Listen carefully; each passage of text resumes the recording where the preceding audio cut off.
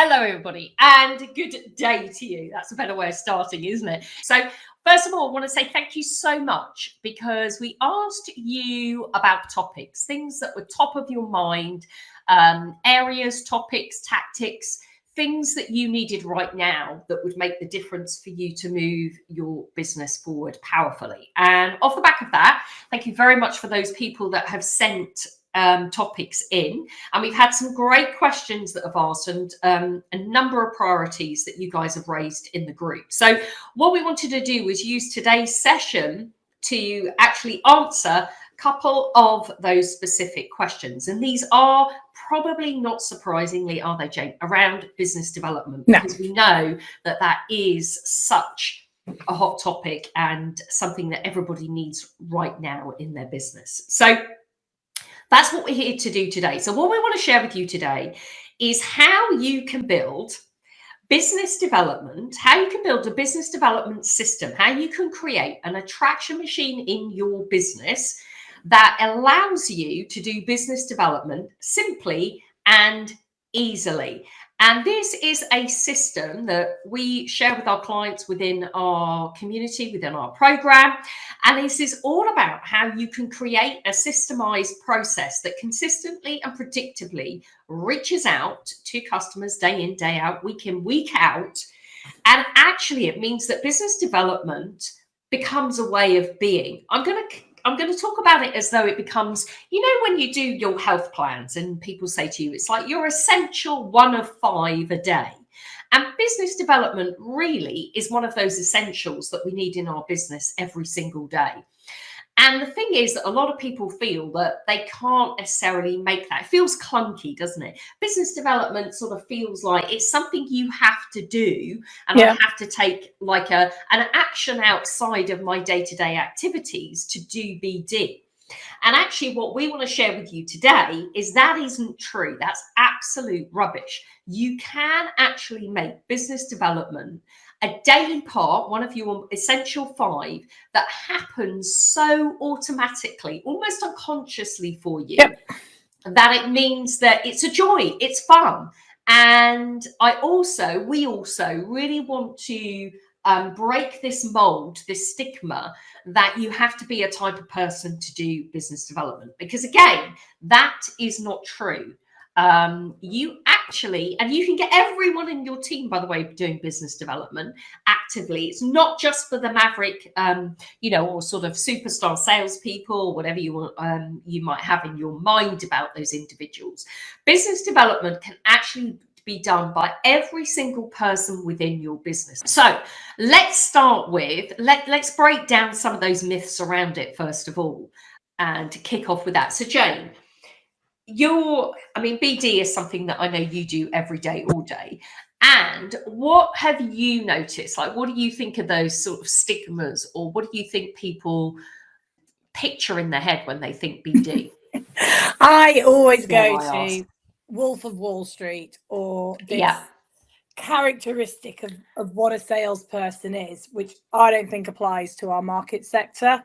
Because we are recruiters who sell a solution that leads to a hire from that point of view. But I think there is a persona that's been created around the salesperson. They've got to have the gift of the gab. They've got to be able to do this. Actually, our salespeople in our businesses open doors for us to be able to go in and provide the solution.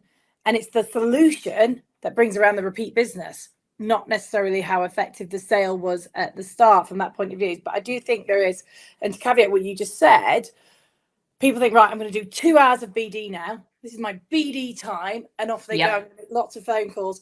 Whereas if we start to break down business development, there's a lot more easier, simplistic ways we can make it part of our day-to-day job, that it becomes an unconscious habit as something 100%. That you just do. And I think the word we used before we came on the call was opportunistic. So what we want to do is make business development part of the day-to-day activities. And make that into a system that can be run, have that continuous stream. And like you're saying, rather than us feeling as though, I've got to do BD now. Okay, how can I make this part of the daily daily activities that you and me and our team do. Let's give people some practical tactics on that. What would be the first thing that people could do to enable them to find out what exactly are those things that could be built in? Yeah, so for me, it's having the processes structured around your candidates, again, for that opportunistic mindset. Every candidate that comes across your desk has got a quantity of sales information with them, from the very, very basic of looking at their CV. Where have they worked before? Really, even more simplistic is, have they got references on their CVs? Because if so, you've just got 2 new points of contact. Not as common nowadays, but definitely back in the day was a great route. But if we just look at their CV, if they worked at 5 places in your avatar market, that's 5 potential new contacts. And how can the candidate help us get into those contacts from that point of view? Because that's that joined up journey. We're going to help the candidate on their journey. They can also help us on ours. So for me, it's looking at if we take candidate A, what business opportunities can come from that candidate? Where have they worked? Where do they work right now?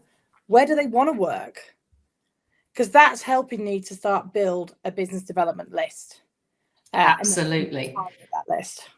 Okay, so that's one way. Let's stick with candidates for a minute, because our candidates, you're right, are probably one of our best sources, aren't they, for business development? Yeah. So first of all, it's about where they want to go. What else could we be using those candidates for in terms of business development tactics? What else do you see works really well? The way that, and most people that know me know that I talk about this quite a lot, the way that I rebuilt my desk post the 2008 recession was via testimonials on candidates. Yeah. So I would target candidates who worked in companies that I wanted to work for. I would give them a great service. They'd get a great interview with me. Even if I didn't necessarily find them a job, they'd still get lots of support and career coaching, etc. from me. But I would approach their previous line managers and take testimonials on them. And then I'd ask those previous line managers how they felt my service had been. How beneficial would it be for them to have a recruiter that did testimonials on all of their candidates? And that would be my route into a new client. And it wasn't heavy volume. I needed to identify 2, maybe 3 candidates a week that I could utilize for that purpose. And then off we'd go. But if you're thinking, Katie, out of one candidate, if out of one candidate I can get 1 testimonial reference and go and take it, because not only is that a sales tool, for those of you that aren't comfortable with the word sales, that is an incredible added value service for your current clients. Here's Katie Green. Let me tell you what her last manager said about her. You know, we're really leveling up in terms of what we do. So I've got my testimonial. I asked the candidate where they want to work. I also asked the candidate if they know anybody in those companies where they want to work that I can use as a navigation tool to get in. They might say no. No skin off my nose. It's 30 seconds. If they say yes, I've suddenly got my next 3 or 4 calls that I can go and make straight after meeting that candidate, market them to somewhere that they want to go. Think about it like a travel agent. You go to a travel agent, you say, I want to go to Bali, I want to be on the beach. We all know you could go and do that stuff yourself, but instead I'm going to pay a travel agent. So I'm going to pay a recruitment consultant. Well, actually, the candidates don't pay us, but I'm telling them where they want to go and where I want to work. Now I'll go and open the doors. CV stripping. I've lost my train of thought now. I've gone to Bali in my head. Always a problem if I'm mention holidays. I have gone, Katie. I'll see you after Christmas. So we're saying exactly. So we can be using reference checking as a method of business development. Yeah. We can be using CV stripping as a method of business development. Yeah. We can be using, so when we're screening that candidate or interviewing that candidate, we've got an opportunity there for business development, haven't we? Yeah. And again, when we what you said at the start is this doesn't always have to be like your maverick salesperson. This can be your resource. So going through the interview form. And again, this is where it comes back to doing your job to the very best of your ability. This to me is all face-to-face, or this version of face-to-face. Walking them through and going, so tell me, Katie, at your current role at Company X, who do you report into and what's their name? Boom. Just created a lead generation of a guy or girl who's going to be hiring when we place that candidate. So I can now start nurturing that as a lead. And that's what your resourcing team can do for you. Yeah, exactly. So, and they could be doing keep in touch calls. So they could be doing servicing, like candidate servicing calls. Again, not to be underestimated. One, because again, you've got a consistent opportunity in those calls to be asking leads. Yeah. Asking those same questions, finding out information, where are you interviewing right now? How do you feel about those roles? So they can be collecting leads in that way as well. Yeah, a key point on that. One of the things that I get my guys to do in the academy is so let's use you again, Katie. If you're interviewing through somebody else next Tuesday at 4:00, regardless of whether or not you tell me who the company is, you're going to be in my diary to give a call at about 5. And I'm going to be the first recruiter that gets on the phone and goes, hey, Katie, how did your interview go? Even though I've not put you out, because I'm building a relationship with you. Obviously, if you're interviewing in my niche, and then I'm going to get all the details. And if you say to me, Katie, look, it wasn't for me, I'm going to go, oh, God, that's a shame. Obviously, you've got your other interviews. But tell me, Katie, I'm working with another candidate who's just like you, and they would absolutely love that opportunity. Who was the person you met today? And how do I best get hold of them? It's pulling it down to the very basics of where's the easy wins, rather than saying to a candidate, oh, they're interviewing somewhere at 4, they wouldn't tell me where it was. Doesn't matter. Ring them at 5. They'll tell you after the interview. And that's not a sneaky, it's not an underhand. This is relationship building with people. This is getting tighter and closer to your candidates, which in turn will lead to business development. Yeah, and I think that's such a good point, Jane, because I think what you're talking about here is that trust that needs to be built with the candidate. And this goes back to, doesn't it, the method or the approach in which you're doing that.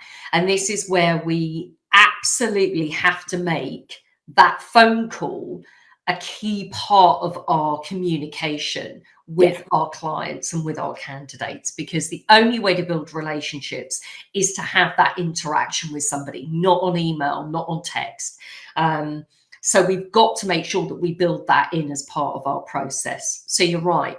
Okay, so we're already finding here, we've just come up with how many ways: servicing, keep in touch calls, reference checking, CV stripping, during the interview process. We've just identified, I think that's 4 or 5 opportunities just with our candidates alone, where business development information can be taken and actions can be taken to do part of that business development process. So my invitation to people listening to this is, you don't have to stop here. We've just given you a few ways or opportunities, methods in which you could be doing BD with your candidates. But what I would invite you to look at is to map that process of what are your resources or what do your consultants do with candidates? What are the opportunities when we're talking to a candidate throughout the entire recruitment process? What are the times in which we could be doing business development? And then if you looked at all of those steps in the process of when you could be doing BD, it's like brilliant. So the first step is, where in the process can we be doing BD with our candidates? Second, it's what is the actual action that we could be doing as a business development tool or tactic with those candidates during that process. And then it's, okay, how do we do that? So is it a question that's asked? Is it a process as part of what is it that you're doing exactly in that process? So how specifically do we do that? And then by whom? So who in our team is going to be responsible for that? Because like Jane said, you could have a resourcer, you might even have a VA that's going to take a piece of information or take the lead and then pass that on to somebody else who's actually going to take the action. But what we're looking for initially is, you want to be looking at where the opportunities are. So candidates and part of the candidate process is the next thing. Let's move on then. Well, in fact, let's do this together on the call. What would we then have in the delivery part of the process? So if we were going to chunk down now, Jane, on this call, so there's resourcing, then let's say there's delivery. What are the parts of the process in delivery that we could be doing BD? So when we're actually directly working with a client and having constant communication with the client. So that's coming back into your referral network, isn't it? Because when we start working with a client, we tend to get very fixated on that one opportunity and that one role without ever sticking our head above the parapet to talk to the client about what else we can be helping them with, what else can we service them with. Yeah. So, and again, this comes back to both the phone and the face-to-face element. Regular review meetings with the client as you go through the process, and consistently asking the questions, who else in the business could I be supporting, and what else is happening in the business right now. And even, dare I say, you know, I'm also working with this candidate. What opportunities would you have for them in the business to identify the different areas that you recruit for? So it's just utilizing that face-to-face time. And then outside of our business, you know, one of the things that I typically would say to people even now is, look, we win most of our business from referral. Who else do you know in the market that I should reach out to? Who would that look like? We're trying to grow our business. We're looking at, you know, diving into 2024 and making it our best ever. There's nothing wrong with saying that. Yeah, absolutely. So actually during that process, we've still got candidates where we could be extracting more information, because as the process continues, we all know they start to be taught, another agency might talk to them about another opportunity. Things are always evolving, aren't they, throughout the process? So it's like the classic question that, you know, we always ask, and we train our consultants and our people to ask is, so what's changed since we last spoke, Jane? What's changed in the process? How are you feeling about things now? And that's an opportunity for us to make sure that we've got all of that information, so we can be talking to the client, we can be getting referrals, we can be getting further references from not just their employer, but maybe their clients as well, in terms of reference checking, referrals. So we can still be during that. All the same again, isn't it? Process. So it is. If I was to run a recruitment company again, doing this, I would probably have an entire wall, if we were in office, with the process, and then it'd be very confusing, but I think I'd enjoy it. But with key points of, right, when we're at this stage, what can we ask for? Because there seems to be this mindset that's built in recruitment. You can only ask for something once. Whereas I'm a huge fan of saying, Katie, I know I ask you this every time I speak to you, and I'm probably going to continue to do so. But tell me, who do you know that would benefit from my services, Katie? And I can even make a joke out of it, because the thing is, if we're repetitious, they start to expect the question. And they get ready for it. Yeah, and also when they're, you know, out for dinner one Saturday night with somebody, and they go, God, I'm looking for a good recruiter, and they go, oh my God, Jane asks me every 2 weeks, it's irritating. Finally, I can give her somebody, and boom. But if we're not repetitious, how do people know what we want? And that's the key thing in recruitment. If we're not telling people what we want from them, how are they ever going to behave in the way that we expect them to? Yeah, and I think 100%. And I think also, you know, it goes back to, doesn't it? These kind of programs that we have, where we feel apologetic for for things that we do in the recruitment process that is of value to the client, but we might perceive it as in, well, maybe they, you know, is that do they really want to answer that? I've asked them once. They'll never remember. I mean, you have to tell people, what is it, 7 times before something sinks in. So your client will not always be remembering how many times you've asked them. But you're absolutely right. We have to support them so that we can give the biggest value to them. And is it a bad thing? I remember a client once saying to me, you know, you ask that all the time. And I went, well, you'd be very pleased to know that I ask my candidates for referrals to other candidates all the time, which is how I managed to have such amazing talent pools, sorry. So it's like, I talked about this once on LinkedIn, Katie, and it had a mixed response, but I put on LinkedIn going, I've had a consultant today saying they really dislike sounding like a recruiter. It's like we try and spend our time walking away from what we should be doing. If you go to McDonald's, you get served by somebody at McDonald's, they sound like they work at McDonald's. What would you like? What order? I clearly go to McDonald's too much. Please drive to the next window. Like in recruitment, to be opportunistic, to lead to easier BD, we should sound like recruiters. Whilst I've got you, while you're here, can you help me? What does this look like? Tell me where you're interviewing. And let's talk about, if we, you know, once you've finished with that process, we might have other candidates that could help that client. And if we change the word from sell to help, makes a big difference. Saying to a client, look, I want to sell my services to somebody else. Who in your network can I sell to? That's a bit ugly. Say to a client, look, we'd love to help more people like you. You're in our niche. Tell me who else can I speak to? That's networking. Yeah. Yeah, 100%. 100%. We don't want to be, why should we be embarrassed or apologetic about the fact that, you know, what we do changes lives? Yeah. Yeah, 100%. Okay, so let's move to the BD, because then we can have people, obviously we still have people in from business development perspective as well. So those people can be following up on the leads that our resources get. They can be networking. They can be going to events, dare I say, you know, that means actually going out and outside with clients. And I'm so delighted to hear a lot more people are actually doing that now, which is great. You know, we've been saying over the last few weeks, haven't we, how this time of year is such a great time to go back to doing. I can remember how many clients, and us included, we used to do those drops. You know, we used to go in, just turn up at a client's doorstep and drop in and say hi, you know, just wanted to say hello.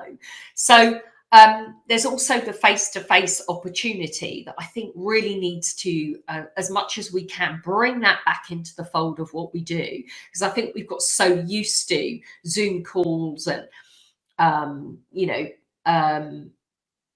other platforms of meeting clients that aren't necessarily in person, but you can't beat that in-person connection, can you?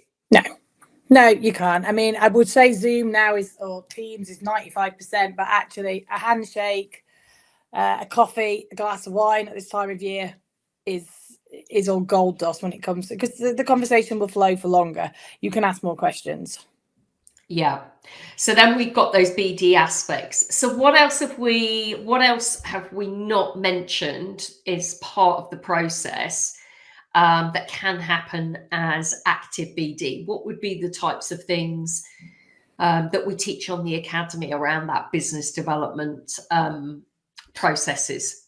So we try and stay as far away from cold BD as possible, because not many of us like receiving it. Therefore, why would we like delivering it from that point of view? But there are occasions when you might have either ran out of a reason, so you might have taken a reference on a candidate but not converted it to a meeting, so you're going back in, like, why do you call then? What's the reasons? So these are processes that I would use that I've worked in the past. I would think of a reason. So when I worked in sales recruitment, for example, I spoke to one of my sales directors and said, what do you want to know? And he said, what do you mean, Jane? And I said, what do you want to know in the market right now that I can go and do a mini research project to open some doors for us and get some data for you? And he said, I'd love to know how people recognize their sales team outside of commission. So what cool things are they offering? So I was like, cool. So I went and rang 20 companies, spoke to sales directors and said, I'm working with a client at the moment. I recruit for them, but they've also asked me to do a mini project, which is what I'm doing now. Tell me, how do you incentivize your sales staff outside of financial benefits? One guy laughed at me and went, I'm not sharing my trade secrets. That was enough for us to have a chat. Others told me, you know, we give iPads, we do holidays, we do extra days in lieu. The point was, we were into a conversational flow. And what I was also doing, the undertone of that is, at one point I'm asking questions, and the other guy, I'm saying, look, I do recruitment for this client, but I also do lots of added value stuff. So, hey, look, I'm a really good recruiter, because I was from that point of view. So there, to me, are the really cold calls is, what's the reason I can give and how am I helping somebody still? And it all comes back to that helping, not selling. So if there's a hot topic in your market, go and find out from your clients what they want to know, and then go and ask other clients and then feed it back. And I don't mean a complicated Canva document. I don't mean anything that's going to require a huge amount of admin, because I'm not very good at that. I just mean something verbal, because then the doors are starting to open. Yeah, exactly. So exactly that. So there's opportunities in which you can be giving something back to the clients, but also, like you're saying, what I'm taking here, the key thing is what's the purpose of the call? What's the benefit to the client? Because there needs to be a benefit to the person that's having that call. And what we're saying is, it's best to go off something that's warm, because if there's therefore a value for that client, they're going to open up, they're going to be, There's a reason why you're calling them, and your client is going to get something for that. So other tactics that can be used, like we call them like ninja sort of sales tactics that can be used, is we talked about servicing of candidates. What about servicing of clients? Like how frequently, I'm always amazed how infrequently service reviews. So are you building these into your business development strategy? Because if not, there's a massive opportunity for you once a quarter to be doing a review with a client, or even after every single role that you take with them. You could do a post evaluation with that client to make sure that, you know, you're getting things that you could change in your process. But secondly, there's an opportunity for you to talk to the client about future business. You've talked about reference checking, Jane. That's absolutely a way to talk to the client in any market. I mean, absolutely brilliant reference checking. We haven't mentioned this yet, but you know, there's the candidate to client flip process. I was just thinking that actually, Do you want to share a bit about that? So again, coming right back to our candidates, depending on what level you recruit at, but if we're looking at anything management up, your candidate is also your potential hiring manager. So why not work the two processes side by side whilst I'm helping you? Because think about your interview process. So tell me, Katie, tell me all about your role. Brilliant. And how many people do you have in your team? Great. And what's the process you go through when you hire your team? What does that look like? Because these are genuine interview questions. And that's interesting, actually. Let me just pause for a second. What happens when you struggle with recruitment? Okay, we'll come back to that. And then we start to navigate. We get to the end of the interview. Look, Katie, you're brilliant. This is what I'm going to do for you. I'm going to market you out to 3 companies. I'm going to talk to you about this job, whatever the process is. But Katie, very quickly before you go, can you help me in another way? You mentioned about hiring and to be opportunistic. That's something I'd love to talk to you about. Can we create another meeting time for me to speak to you as a client? Boom. Lovely. I would like to point out to anybody that watches that patter just roll off my tongue. Everything I've done in my life is scripted. Absolutely 100% scripted. I just know the scripts off by heart now. So if you look at that and go, I couldn't say that, you absolutely can. You just have to read it from that point of view. That's exactly it. Okay, so we've got... Okay, what else are we missing on the business development side, or what else do we know works for clients? So it could be, we talked service reviews, we've talked post-placement management, we've talked reference checking. Is there anything else that you could be doing with your clients? Of course, there is the networking. We have referred to that. End of year evaluations, and you mentioned there about industry information like salary surveys. I don't know, things that are going on in the industry that are hot topics that you could do from your clients.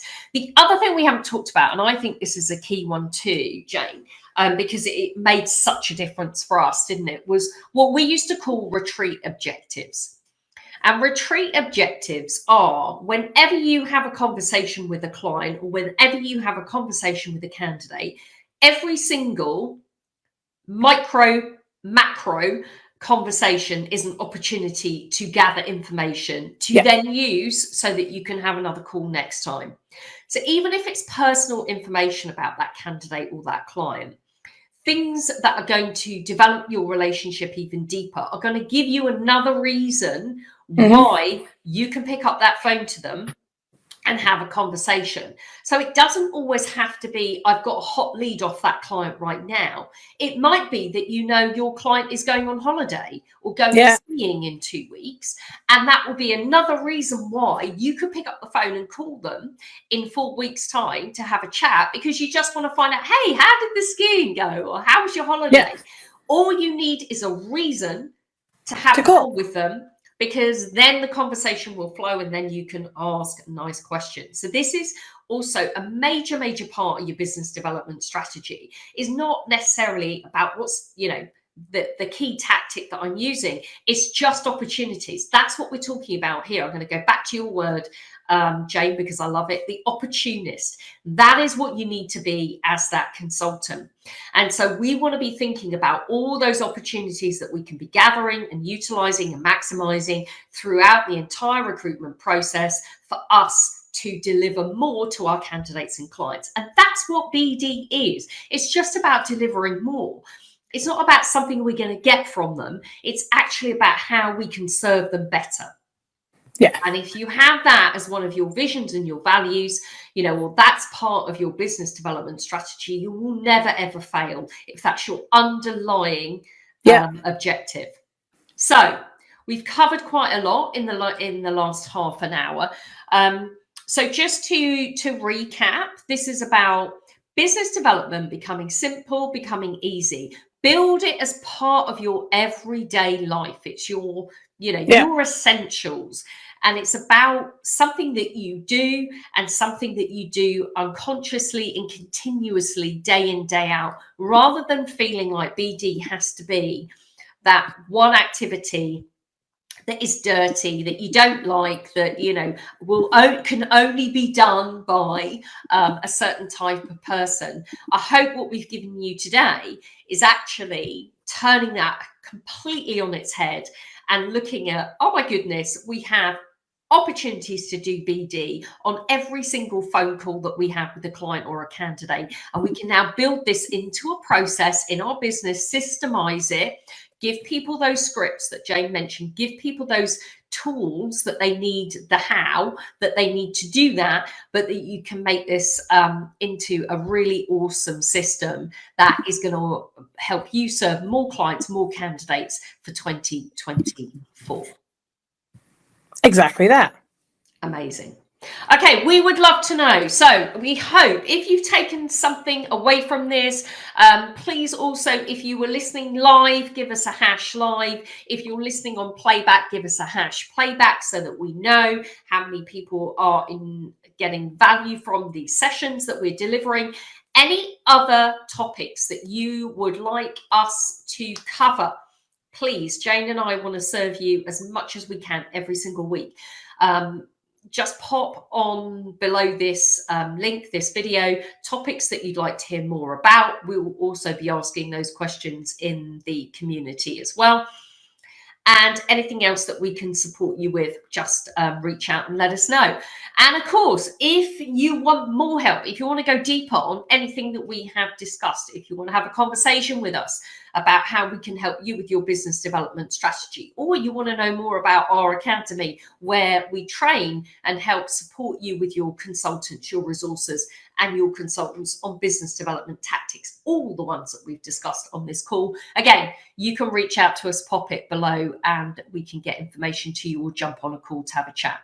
So that's it for us. We will be back next week. We will be back next Wednesday before the Christmas break. So we look forward to seeing you then, guys. And in the meantime, have an awesome week. Keep smashing it, and we will see you soon. Take care. See you soon. Bye.